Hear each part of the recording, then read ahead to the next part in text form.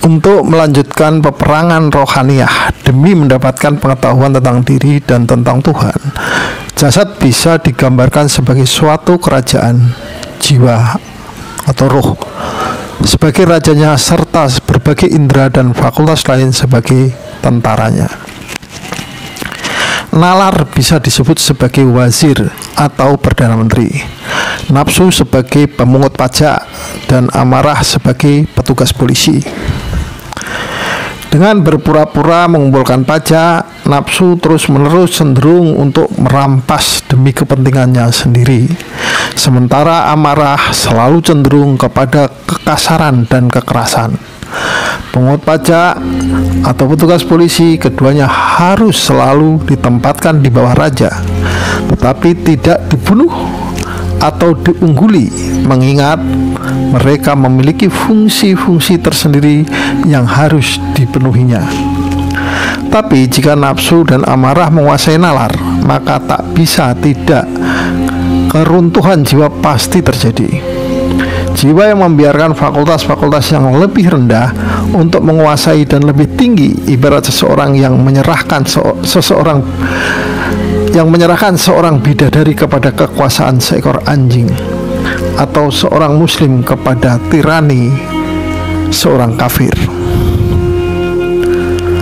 Penanaman kualitas-kualitas setan, hewan, ataupun malaikat menghasilkan watak-watak yang sesuai dengan kualitas tersebut, yang di hari perhitungan akan diwujudkan dalam bentuk kasat mata, seperti nafsu sebagai babi, ganas sebagai anjing dan serigala, serta suci sebagai malaikat. Tujuan disiplin moral adalah untuk memurnikan hati dari karat nafsu dan amarah, sehingga bagaikan cermin yang jernih ia memantulkan cahaya Tuhan. Barangkali ada yang berkeberatan, tapi jika manusia telah diciptakan dengan kualitas-kualitas hewan, setan, atau malaikat, bagaimana bisa kita ketahui bahwa kualitas malaikat merupakan esensinya yang sebenarnya, sementara kualitas hewan dan setan hanyalah aksidental atau peralihan belaka? Atas pertanyaan ini, saya jawab bahwa esensi tiap makhluk adalah sesuatu yang tertinggi di dalam dirinya dan khas baginya. Kuda dan keledai, kedua-duanya adalah hewan pengangkut beban, tetapi kuda lebih unggul dari keledai karena ia dimanfaatkan untuk perang. Jika gagal dalam hal itu, ia pun terpuruk di tingkatan binatang pengangkut beban. Fakultas tertinggi di dalamnya adalah nalar, yang menjadikannya bisa merenung tentang Tuhan. Jika fakultas ini dominan dalam dirinya, maka ketika mati, ia ditinggalkan di belakangnya segenap kecenderungan kepada nafsu dan amarah, sehingga memungkinkan berkawan dengan para malaikat. Dalam hal pemilikan kualitas-kualitas hewan, manusia kalah dibanding banyak hewan, tetapi nalar membuatnya lebih unggul dari mereka, sebagaimana tertulis di dalam Al-Quran. Telah kami tundukkan segala sesuatu di atas bumi untuk manusia. Quran surat 45 ayat 13. Tetapi jika kecenderungannya yang lebih rendah yang menang, maka setelah kematiannya dia akan selamanya menghadap ke bumi dan mendambakan kesenangan duniawi. Selanjutnya, jiwa rasional di dalam manusia penuh dengan keajaiban-keajaiban pengetahuan maupun kekuatan. Dengan itu semua ia menguasai seni dan sains. Ia bisa menempuh jarak dari bumi ke langit bolak-balik secepat kilat, dan mampu mengatur langit dan mengukur jarak antar bintang. Dengan itu juga ia bisa menangkap ikan dari lautan dan burung-burung dari udara, serta bisa menundukkan binatang-binatang seperti gajah, unta, dan kuda. Panca indera bagikan 5 pintu yang terbuka menghadap ke dunia luar. Tetapi ajaib dari semuanya itu, hatinya memiliki jendela yang terbuka ke arah dunia ruh yang tak kasat mata. Dalam keadaan tertidur, ketika saluran inderanya tertutup, jendela itu terbuka. Ia menerima kesan-kesan dari dunia tak kasat mata.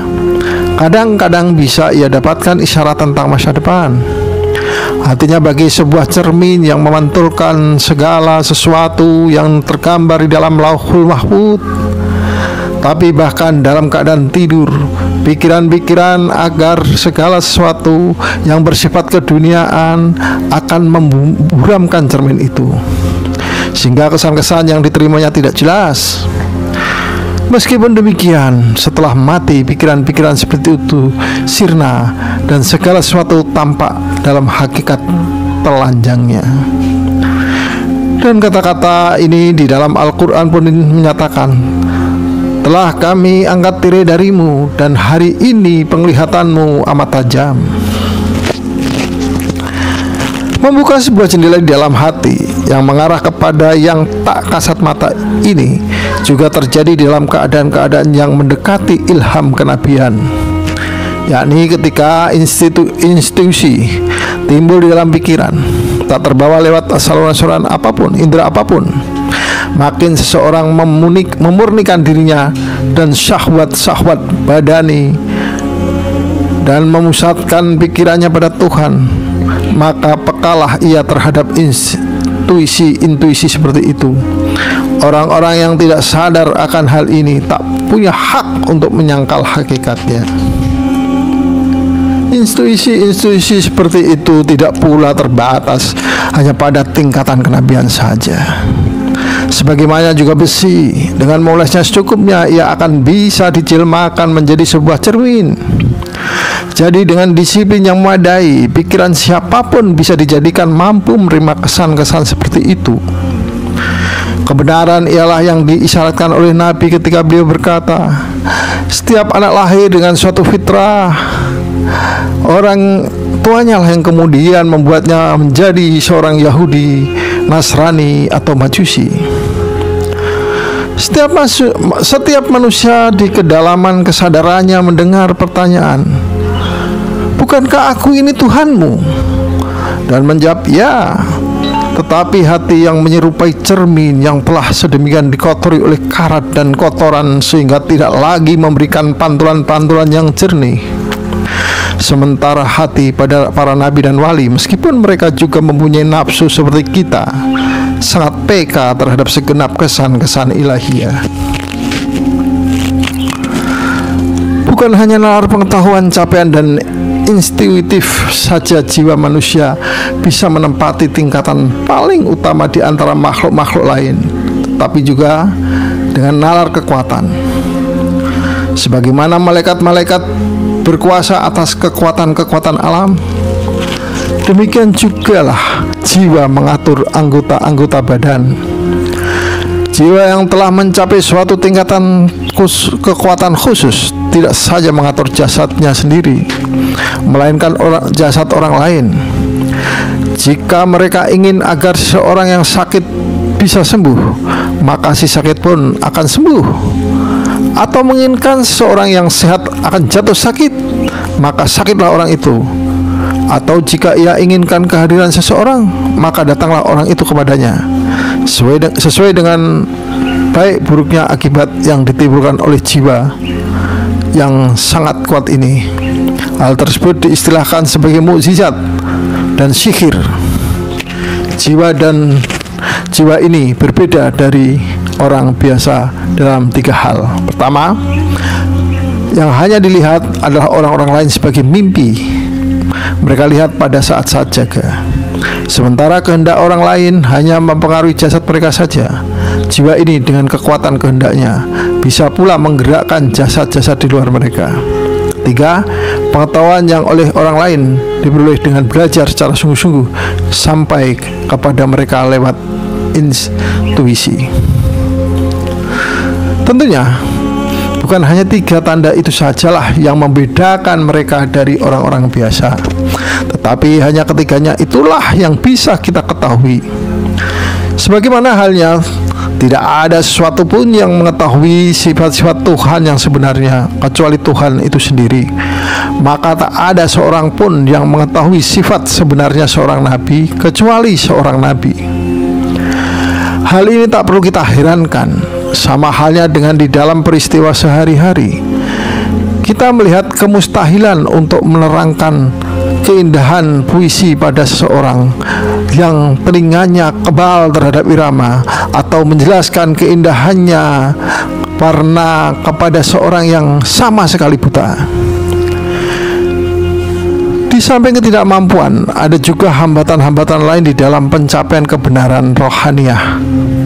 Salah satu di antaranya adalah pengetahuan yang dicapai secara eksternal.